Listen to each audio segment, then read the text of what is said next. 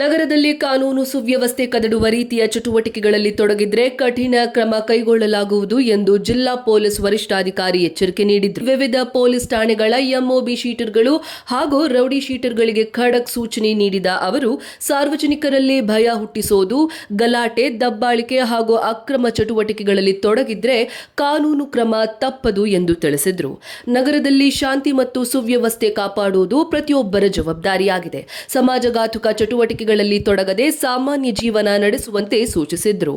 ಯಾವುದೇ ರೀತಿಯ ಅಪರಾಧ ಚಟುವಟಿಕೆಗಳಲ್ಲಿ ಭಾಗಿಯಾಗಿರುವುದು ಕಂಡು ಬಂದರೆ ಪೊಲೀಸ್ ಇಲಾಖೆ ಕಠಿಣ ನಿಗಾ ವಹಿಸಿ ಕಾನೂನು ಕ್ರಮ ಜರುಗಿಸಲಿದೆ ಎಂದು ಎಸ್ಪಿ ಎಚ್ಚರಿಕೆ ನೀಡಿದರು. ಒಳ್ಳೆನಾಗಿದೆ ಅಂತ ಹೇಳಿದೆ, ಆಯ್ತು, ಒಳ್ಳೆನಾಗ ಭಾಳ ಒಳ್ಳೆಯದು. ಬೇರೆ ಯಾರು ಏನು ಮಾಡ್ತಾರಲ್ಲ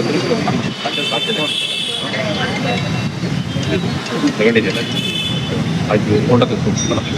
ಬಳ್ಳಾರಿಯ ನಿರಂತರ ಸುದ್ದಿಗಾಗಿ ಬಳ್ಳಾರಿ ಬೆಳಗಾಯಿತು ಚಾನೆಲ್ನ ಸಬ್ಸ್ಕ್ರೈಬ್ ಮಾಡಿ ಹಾಗೂ ಬೆಲ್ ಐಕಾನ್ ಒತ್ತಿ.